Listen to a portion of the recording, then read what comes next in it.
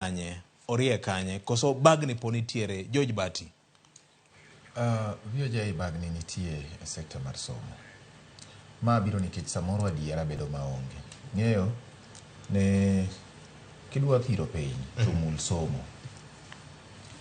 Kae kama bro yude joma dongo piny to kae kama bende bro yude telo. Ng'eni piny Kenya kochakore to ne wacho ni nitiere gik moko adek manidwa ni kedgo, ne en tuoche, ne gin weche mag fuo to kod dhier kata chan.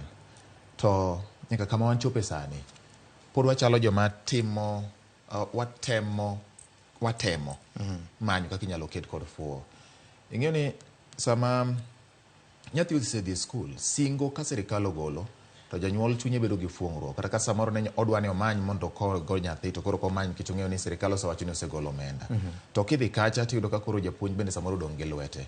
Nyithindo dhi skul gidwa chiemo, skul dwa ni oriemb chenro mage, nitie joma notero mwandu ne sikul mowinjo bed ni chulo, gin bende gin jonyuol samoro ma nyithindgi dhi kamoro mowinjo bed ni gitere school fee kata gima chal kamano, gidwa konyore. Tiyudo ka magi duto koro bedo ni gin gi ng'ikruok. Sirikal ka wacho ni gisegolo bilion chiegni 32 ma opogi e kidienje mag primar, junior secondary kod secondary mamalo makata miluongo ni makoro wan godo sani ma bende dhi rumo ni.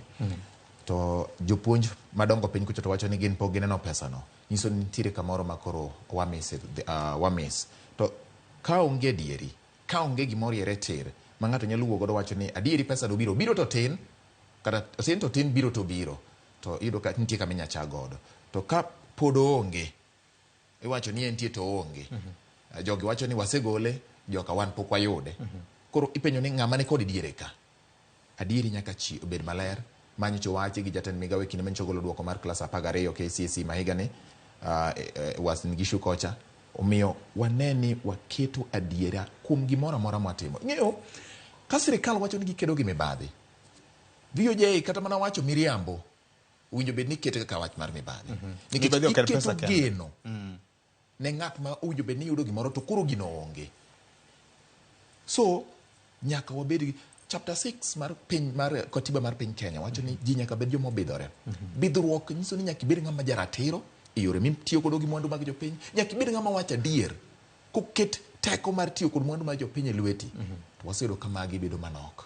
Nyiso ni jotendwa mathoth, ok mana josiasa kende, jotendwa mathoth mag piny owacho ok ochopo dwaro mar kidieny mar 6 mar katiba mar piny Kenya mar bidhruok. To ma kodonje somo okwan maber ahinya Victor. Wach mar pesa madeko mikone sikunde na achiel mana kuom midhiero machal ka gima omako sekta mar